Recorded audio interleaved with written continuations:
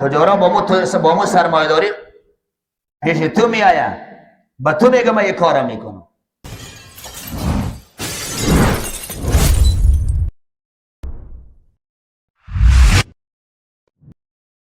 عالم طالب، عالم و طالب باید برنامه جهانی و عالمی باید داشته باشه.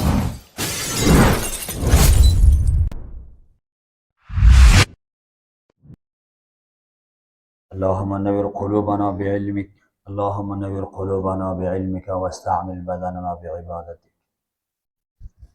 درست العلم حتى صرت قطبا، درست العلم حتى صرت قطبا ونلت السعد من مولى الموالي. درست العلم حتى صرت قطبا ونلت السعد من مولى الموالي. در آغاز الله بزرگ و مهربان را سپاس گذاریم. شکرگزار هستیم که من و شما را توفیقی نماز خواندن در جماعت، توفیق بندگی الله نصیب گردانید. این بزرگترین احسان پروردگار است. الله را در مقابل الله بزرگ، در مقابل همه نعمت‌هایش سپاس و تشکر. الله بزرگ ما در مقابل هر نعمت سپاسگزاری میکنیم. واقعا الله متعال و ما به من و شما بی نهایت احسان کرده. طلاب گرامی هم در عالم اسلامی بالاترین احسان به الله متعال و اهل علم کرده. بالاترین مقام و جایگاه الله متعال و اهل علم داده.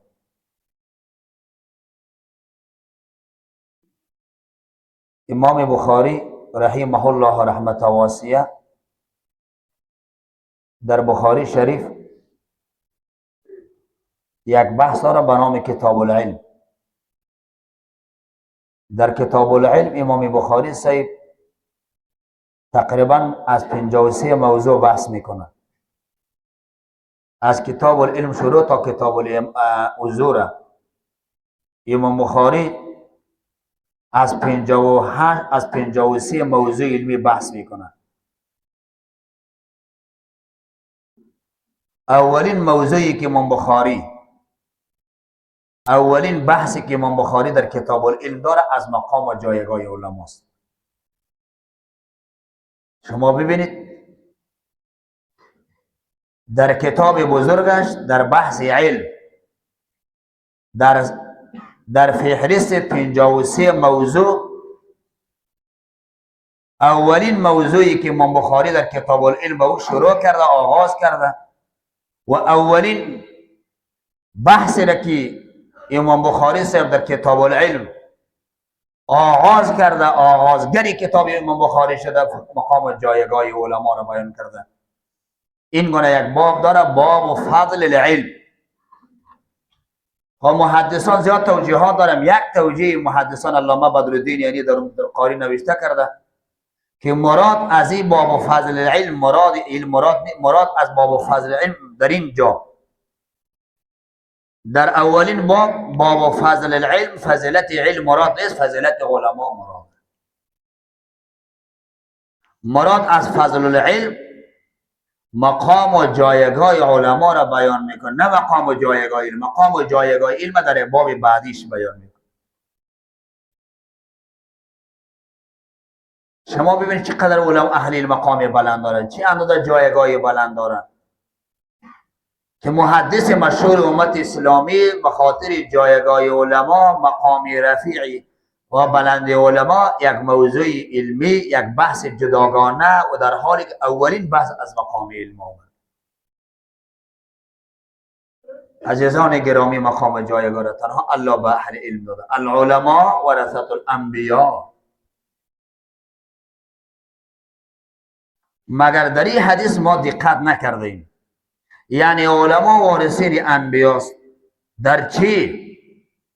در علم، در عمل، در اخلاق، در تواضع، در ادای مسئولیت، در همه. ما تنها میخوانیم که العلماء ورثة الانبیاء، که علما یعنی جانشین انبیاست. پس همه اهل علم جانشین انبیاء کرام است. همه اهل علم جانشین رسول گرامی علیه السلام است.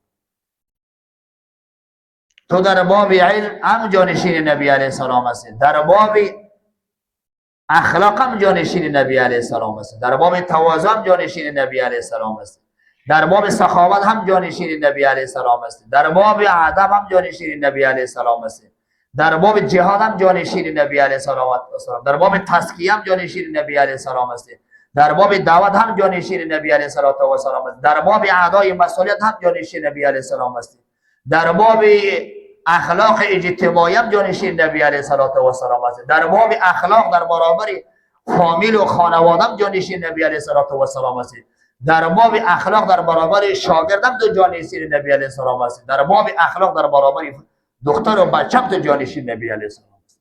تو در یک باب جانشین نیستی. شما ببینید اخلاق پیامبر علیه السلام را، زمانی که پیامبر علیه السلام فاطمه زهرا رضی الله تعالی عنها وقتی در خانه پیامبر معظم می آید، محدثان نوشته کرده میگه نبی علیه السلام در راه فاطمه زهرا ایستاد میشه. من و تو در همین بابم جانشین نبی، در باب اخلاق با فامیل، شفقت با فامیل، شفقت با خانواده، شفقت با شاگرد، شفقت با استاد، احترام با استاد، ادب، اخلاق، در همه جانشین نبی علیه السلام است.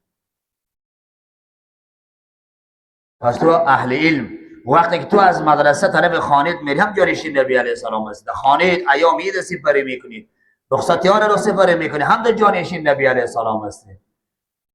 صبح در وقت جماعت هم در جانشین نبی علیه السلام، وقت تهجد هم در جانشین نبی علیه السلام است. نبی علیه السلام تهجد نمیخوان تهجد. در این باب ما جانشین نبی علیه السلام نیست. نبی علیه السلام نماز با کجا میخوان؟ در جماعت نمیخوان. نبی علیه السلام نماز در مسجد ادا نمیکرد. نبی علیه السلام با فامیل مبارک اخلاق نداشت. نبی علیه السلام با یاران شاگردانش، با اصحاب گرامی جل قدرش شفیق و مهربان دلسوز نبود. در همه ما جانشین نبی علیه السلام است. پس طلاب محترم، طلاب گرامی، این احسانی که الله به من و شما کرده و این مقام و جایگاه و ارزشی که الله به شما داده، به شما اهل علم داده و این مقام و جایگاهتان بدانید. میدانم که دنیا چیزی هست که ما را بسیار اوقات ما را دیگه طرف میکشانه. فکر عالم و طالب ما را طرف دنیا و مادیات دنیا میبره، طرف تخصصات میبره، طرف وظیفه قضا میبره. سایت ها را میبینید که چی برنامه قضا اعلان میکنه که ما در قضا بریم. من نمیگم خلاف قضا نیست، نمیگم در قضا نروم، نمیگم که درس نخوانم، نمیگم که وظیفه نگیرم. هر چیز به در مطابق شریعت، هر چیز در چوکات اسلام، هر چیز با اخلاقش، هر چیز با ادبش. طلاب محترم و گرامی، اولی که وقتتان زیاد نمیگیرم، مقام و جایگاهتان بدانید.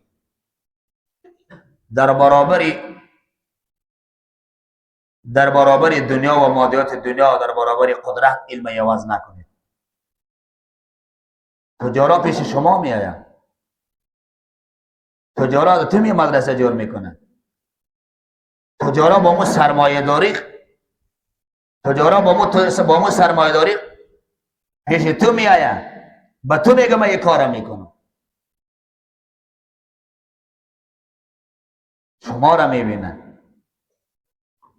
امروز یک کسی آمده بودن گفتن که من در سطح مزار کلی مدرسه ها را گشتم. والله مطال یگانم خاص من نبود، خودشان به مولوی مفتی صاحب بوده، مولوی عبدالاحد صاحب بنا گفتن در سطح مزار من مدرسه ها را گشتم. الله مطال یگانه محبت جایگاه همین مدرسه را در قلبش الله جا داده. گفت انشاءالله منزل دوم اون مدرسه را هم انشاءالله تکمیل میکنم، مدرسه را هم تکمیل میکنم، منزل سری مسجد هم تکمیل میکنم، چهار دیواری مدرسه را مکمل تکمیل میکنم. به خاطر تو میآید. و گفتن طالبان را دیگه هفته یک مرتبه طالبان را گوشت هم بدیم. هدف از این گوشت نبود، گوشت دنیا ارزش نداره، گوشت که نخوردیم چی. هدف می بود که این تجارا با اون سرمایه داری کوشش میکنه که یک خدمت به طالبان داشته باشه، یعنی به نزد خدا یک سند باید داشته باشه به نزد الله. ای عزیزانم، شما چنان مقام دارید که مردم تجاران، سرمایه داران، مردم ها، سفیدان، جوانان کوشش میکنه از برکت خدمت به شما یک سند به نزد الله باید داشته باشه. به نزد الله باید که الله این سند ما داره. در محکمه میری سند کار داری، زمین میخری سند کار داره، میگه اسنادت کجاست. بالا یک زمین دعوا میکنی، میگه اسناد بیار، تا که اسناد کل محکمه دعوایت نمیشنوه. در روز قیامت قاضی میدان محشر رب العالمین میگه که تو اسنادت بری بندیم، ای عالم اسنادت بیار. تجارا و امت اسلامی، زنان و مردان امت اسلامی میخوان از برکت همکاری شما، خدمت شما، میخوای که به خود اسناد جور بکنه که به نزد الله در روز قیامت بگه که یا الله من این اسناد دارم. تو میدونی جایگاهی او از برکت خدمت شما به خود اسناد جور میکنه و او میخواد که به شما اهل علم یک نوع تعاون داشته باشه و یک نوع خدمت بکنه، زمینی درس به شما فراهم بسازه، به خاطر اینکه یک اسناد جور بکنه در روز قیامت و الله بگه که یا الله اینی اسنادم است، یا الله اینی اسنادم است، جهلی نیست، اینی اسنادم است. در فلانی ساعت، در فلانی روز، در فلانی کشور، منطقه، جغرافیه رفتم به نزد اهل علم، رفتم اینی اسنادم است، برای چون اینی کار کردم، اتاق جور کردم که درس بخوانم، مسجد جور کردم که الله بگوید، برای غذا برابر کردم، آب برابر کردم که از غذا تناول بکنه، درس خوانده بیتانه. تو طالبان ما در روز قیامت ملت اسلامی سند بر از الله قرار میده، تو رو وسیله قرار میده. میدونی ای عزیزانم، همین مردم در مدرسه ها، همین طالبان چرا همکاری میکنه؟ خب میخاطر همکاری میکنه که تو رو بر از الله سند قرار بده. هنی یک مقامت ببین، یک جایگاهت ببین، تجاران و تجارت خود تو رو وسیله بر از الله وسیله قرار میده، تو رو بر از الله اسناد قرار میده. این مقام و جایگاه که براتون داد رب العالمین براتون داده. ای عزیزانم، نکنین در برابر این احسانی که الله براتون کرده، این احسان ها را نادیده نگیرید جان. والله القسم پشیمان میشید، والله القسم پشیمان میشید و رب الکعبه قسم پشیمان میشید. تنها اینقدر میگم اگر احسان های الله را نادیده گرفتی، ناشکری احسانات کردی، والله القسم الله سے ناراض میشه. جبران احسان ها را جبرانش رو ادا کردن نمیتونی، احسان های الله که برات کرده. پیشتر از کدام احسانی الله برات اشاره کنم؟ از کدام احسانی است؟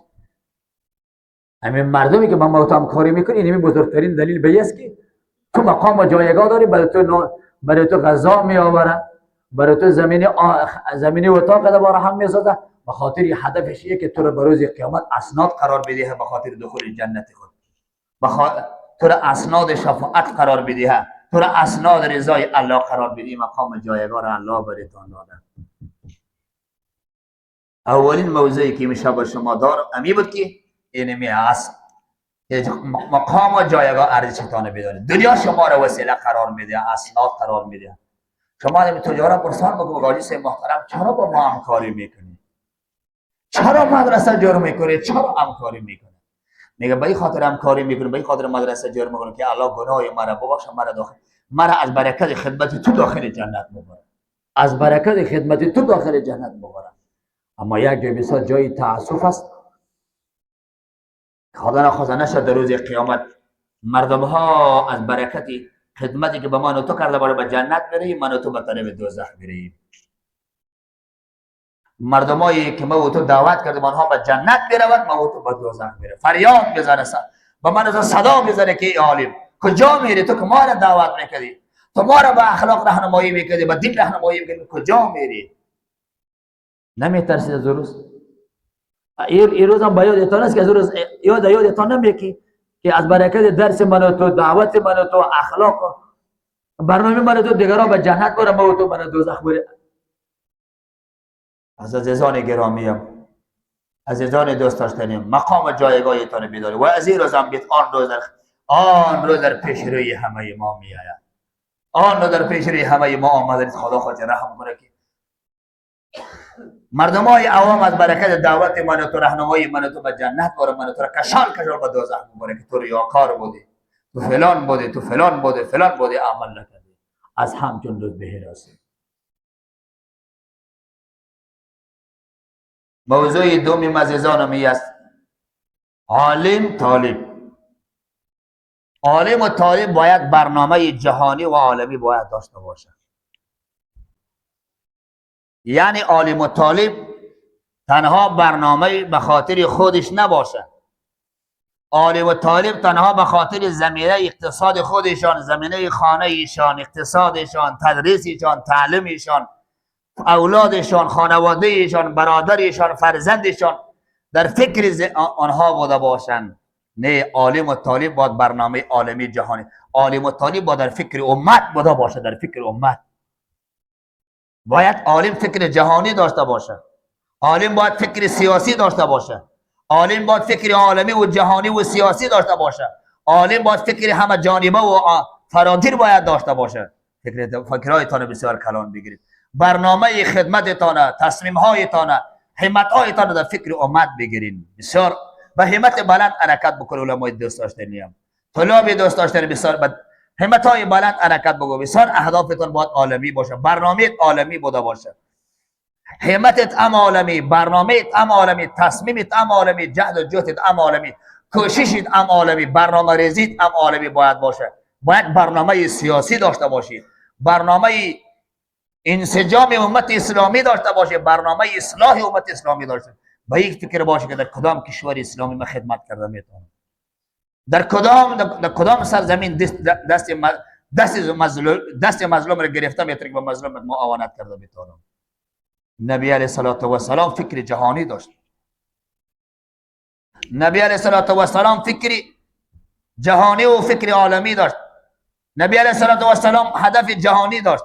اگر نبی علیه السلام هدف جهانی نمی داشت، تنها مردم مکه را دعوت میکرد، سرانجام مدینه یا جزیره عرب دعوت میکرد. نبی علیه السلام زمانی که در سنه ششم هجری نبی علیه السلام با مشرکین مکه پیمان صلح نوشته میکنه، از جنگ های داخلی نبی علیه السلام مطمئن میشه. نبی علیه السلام ببینید عزیز شما، من میره نکته در فضلای حدیث دل بود که اشاره کنم، بعد ان شاء الله خودش میگه، حالا به شما اشاره گناه میدونه، به شما اشاره میکنم. در تا سنه ششم هجری نبی علیه السلام به جنگ های داخلی مصروف بود با مشرکین مکه و دیگران. با حواله مدینه، وقتی که در سنه ششم هجری میان نبی علیه السلام مشرکین مکه پیمان صلح نوشته میشه که تا 10 سال با هم دیگر نمی جنگیم.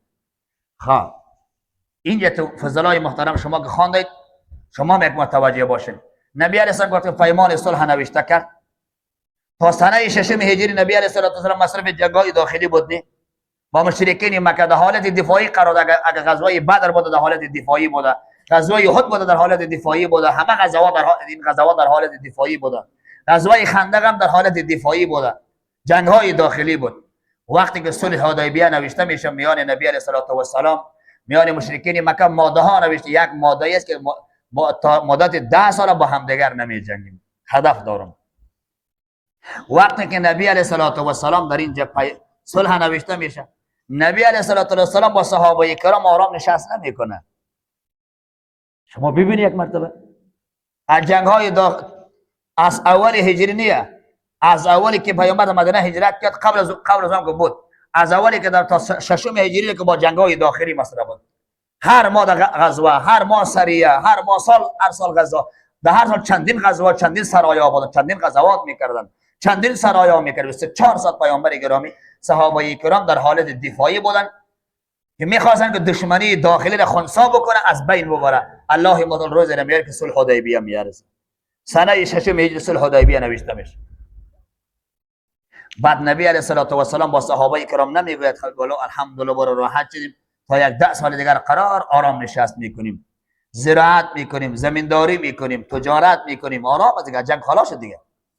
زراعت میکنیم، زمینداری میکنیم، تنها برنامه علمی را پیش میبریم، تنها می اطراف مردم مدینه که میگن که ایمان آورده کفایت میکنه. نبی علیه السلام نمیگه که راحت میکنیم. نبی علیه السلام صحابه هیچ چیز صحابه پیشنهاد نمیکنه.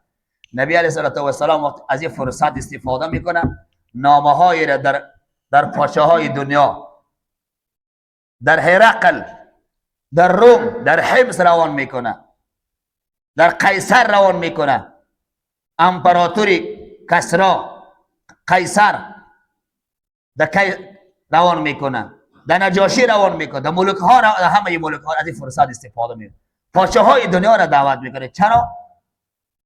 حکمت در اینجا چیه؟ یک حکمتی است که نبی علیه السلام فکر سیاسی و جهانی داشت. نبی علیه السلام فکرشان منحصر به یک جغرافیه و یک منطقه نبود.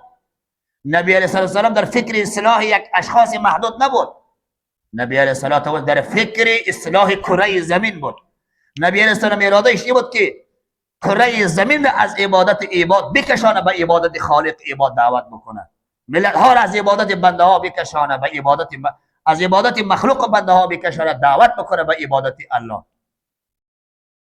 فکر سیاسی و جهانی. اگر نبی علیه السلام فکر سیاسی و جهانی عالمی نمی داشت، از این فرصت استفاده میکرد، یک مدت راحت میکرد، یک مدت زراعت میکرد، تجارت میکرد، یا خود پیامبر گرامی تنها عبادت الله را میکرد. صحابه کرام را میگه شما تجارت بکنین. نه. و دوم حکمت در اینجا است که نبی علیه السلام برای امت اسلامی تا قیامت را به جانشینانش را درس داد که شما هم فکر عالمی داشته باشید، شما هم فکر جهانی داشته باشید. من یک مثال میگم. مثلا خداوند امر زمینی خدمت و درس به ما و شما در این مدرسه نصیب کردن، کم و بیش تا چه اندازه‌ای که ما و شما کرده میتونیم. به این خدمت ما اکتفا نمیکنیم. اگر ما به این اندازه اکتفا بکنیم، به این برنامه که فعلا روان، به این اکتفا بکنیم، به این برنامه درسایی که فعلا به این اکتفا بکنیم، در حقیقت ما فکر جهانی نداریم، در حقیقت ما فکر سیاسی و عالمی نداریم. نه، ما در فکر گستریشی برنامه هستیم. برنامه تخصصی از چگونه گسترش میکنه؟ تخصص تفسیر، تخصص فتوا، ادبیات، برنامه سیاسی، برنامه فرهنگی، برنامه اصلاحات، برنامه‌های فرهنگ چگونه گسترش پیدا میکنه؟ در فکر اصلاح جوانا بوده باشیم، در فکر اصلاح ملت بوده باشیم، همه ما باید فکر بوده باشیم.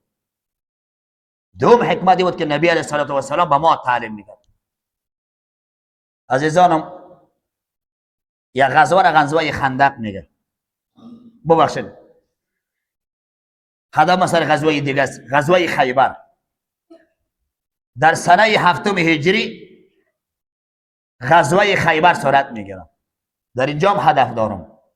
هدف و موضوع دوم است که نبی علیه السلام فکر سیاسی و عالمی جهانی داشت.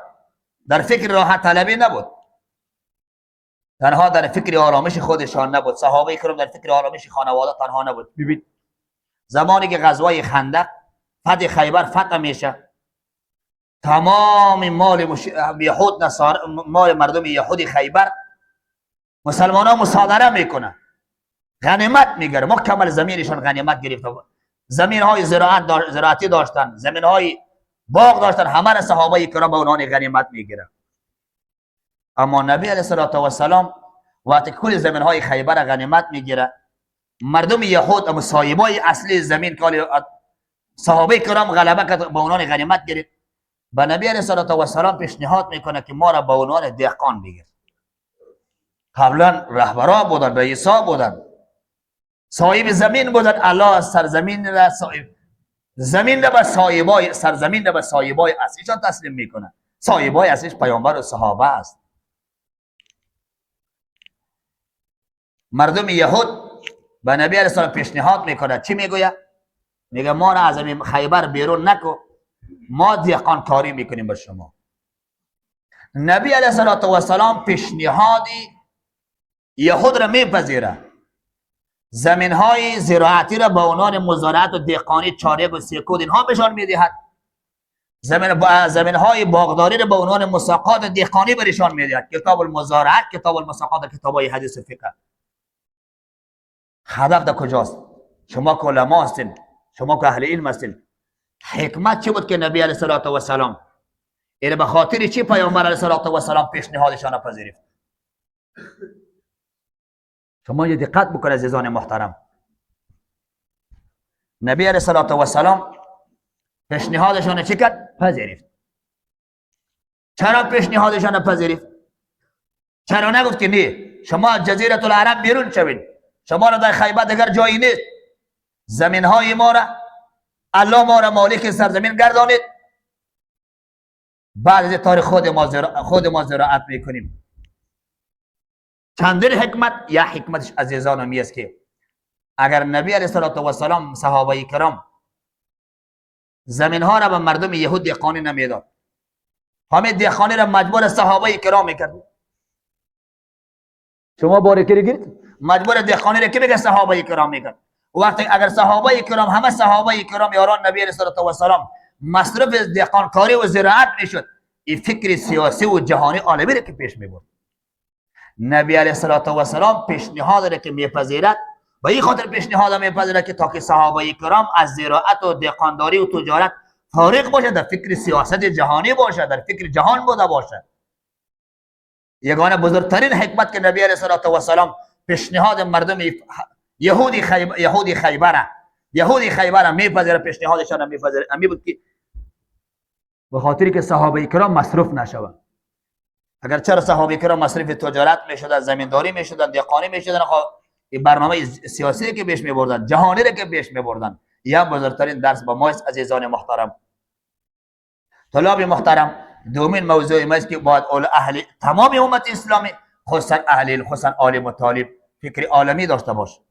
توصیه خاصی ما با شما عزیزان من است، و شما ارجمندان دوست داشتنیم، شما طلاب گرامی است که همتایتان بسیار بلند بگیرید، برنامه هایتان بسیار زمینه از این مال فعلی که طالب ولی کافیه میخوانید، کافیه خوان از یک زمان کافیه خواندن، هدایت نفر از هدایت نفر خواندن، حتی طالبی که قاعده بغدادی میخونه از این خوردی باید اترانگیزه داده شود، روحیه داده شود طالب را. شما فکر سیاسی و جهانی عالمی باید داشته باشید. از این مال امین زمینه را برنامه ریزی کرده بورید که روز به روز باید برنامه ترقی بکنه، وسعت بکنه، زندگی رو به این شکل فکر کنه. تنها به این فکر نک عزیزان محترم تو الان از کجا برنامه اسنادم برابر میشه، از کجا برنامه تحصیلم برابر میشه، از کجا برنامه اقتصادم برابر میشه، در کجا برنامه غذا برابر میشه، در کجا برنامه افطار برابر میشه، در کجا مثلا در کجا خدا چی وقت الله زمینه موتر خریدن به ما مساعد میگرده، چی وقت زمینه زنی دوم سوم و چهارم مساعد به خدا زنی سوم و چهارم مساعد میگردن، چی وقت زنی دوم بگیرم، چی وقت زنی سوم و چهارم بگیرم، چی وقت زمینه موتر خریدن چی بشه، چی وقت فلان نمره ها ارزان فروختش که من نمره بخرم، چی وقت فکر خانه های چلک و سلک بوده باش، ایسا جمع من نمره میخرم، بخر نمره را بخر، فکر بیرونم باش.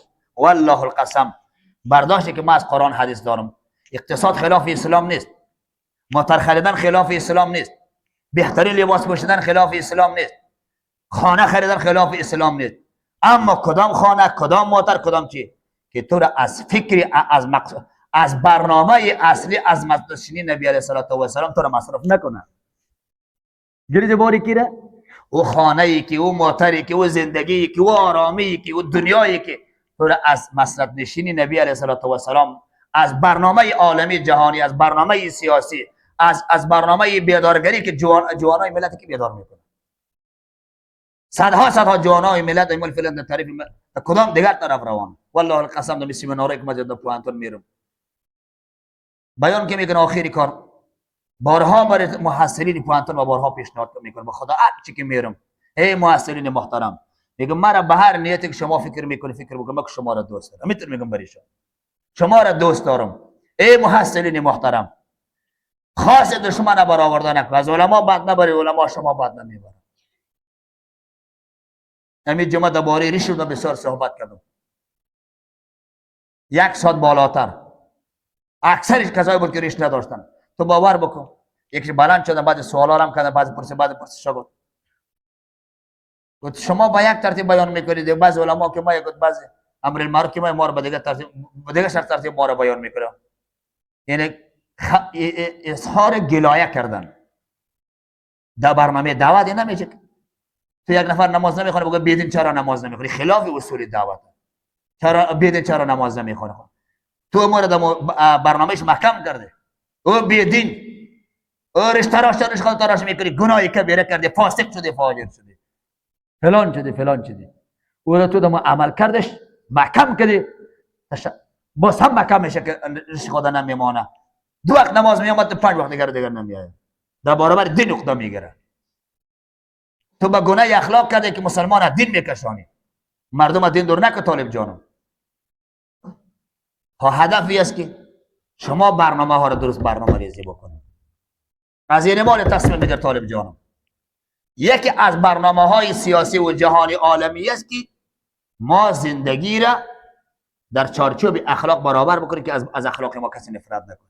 از اخلاق نفرت که تو برنامه جهانی نمیتونی، تو برنامه عالمی نمیتونی. تو با اندک یک جوان عکس العملش، با اندک یک شاگرد میگه تو یک چیزی. یک روز اندک یک کار شاگرد کوتاهی که تو یک چیزی میگه، تو اندک در عکس العملشون میدی. بازی فکر به این فکر جهانی میشه، به این فکر مستندشی نبیرسه مردمش. ما بارها شما هم تاکید کرد، بازم مولوی سه بارها میگم که شاگردا خفه نشید. اگر میخوایی که برنامه جهانی داشته باش، برنامه سیاسی داشته باش، برنامه عالمی پیش ببری، شاگرد خفه نشید. پیامبر معظم شاگرد به خاطر خود خفه نمیشه. ما با الله خود راه کردیم. کوشش بندگی به خودم معلوم است. به اندازه که از دین از فقه میدانم و به اندازه که الله بریم داده، میدانیم که خدا مرا در کجا میگیره، کجا مرا ملامت میکنه و کجا مرا ملامت نمیکنه. و با این عهد کردیم که از شاگردم خفه نمیشیم و این با الله عهد کردیم، با الله پیمان کردیم. هر چی که شاگردم بگوید ولی که در غیاب بد بگوید. خیره که گفت میگم. خب گفته دیگه. و دلی ما چی خبر داره؟ و از دیگه برنامه چی خبر داره؟ او در فکر من میفهمم او تانست در فکر او تا فعلا هم در فکر خود است. او تا فعلا هم در فکر خود است. او چی خبر داره که استاد ما در فکر کیست؟ او چی خبر داره که استاد ما در چی انگیزه است؟ این با الله عهد کردیم. شما را میگه با الله تون می عهد بکنین یا شاگردتون در عمر خفه نشه. یک روز یک شاگرد بد میگه، دشنام میکنه در غیاب، در حضور دشنام میکنه، در غیاب دشنام میکنه، تو را بد میگه.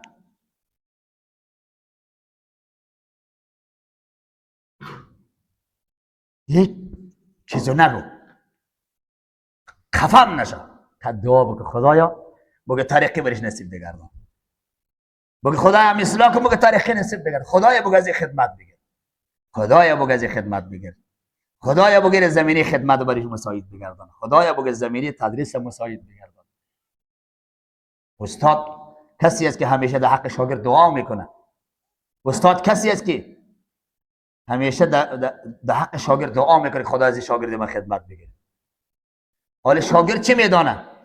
شاگرد چی میدونه که یک شاگردی که زمینی درسش مساعد میشه، زمینی خدمتش مساعد، شاگرد چی میدونه که از برکت کیه؟ یک شاگردی که با وجودی که استعداد ضعیف داره علای روز بر استعدادش قوی میکنه، زمینی درس برش مساعد میکنه.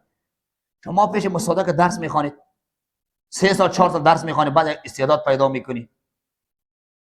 اما استعداد ضعیف با قوی محاسبه که یک باز فکر بکن که در 1 سال که تو تغییر میکنی، برنامه تغییر میکنی، تو فکر بکن که چی میدونی که الله مدد برکت دعای کدام استاد تو را علی لبیک گفته که الله این زمینه را به تو مساعد میکنه. زمینه درس گفتن، زمینه درس خواندن، همه زمینه را مساعد میکنه.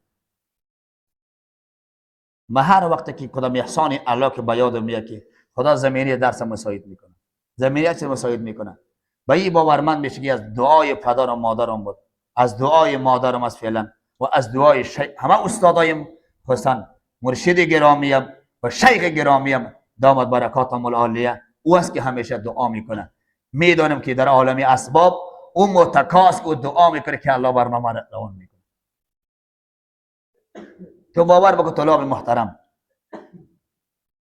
این بعضی اوقات تا 100 کتاب همه مطالعه میکنم سر یک موضوع. وقتی که مطالعه میکنم سر درس که نشست میکنم، همین قدر مطمئن نشست میکنم. چرا؟ میگوییم که به اختیار من است، این به صلاحیت من است و این را الله میده و این قدر مطمئن است که در غیاب کسی از متکای داری که متکای دارم که او شیخ صاحب است، استاد ما دعا میکنه و در دعای استاد باشه ما نقل نمیتونیم. پس در فکر عالمی جهانی باش. فکر عالمی جهانی از ما برنامه های عالمی جهانی هم میخواد. برنامه ریزی بکن.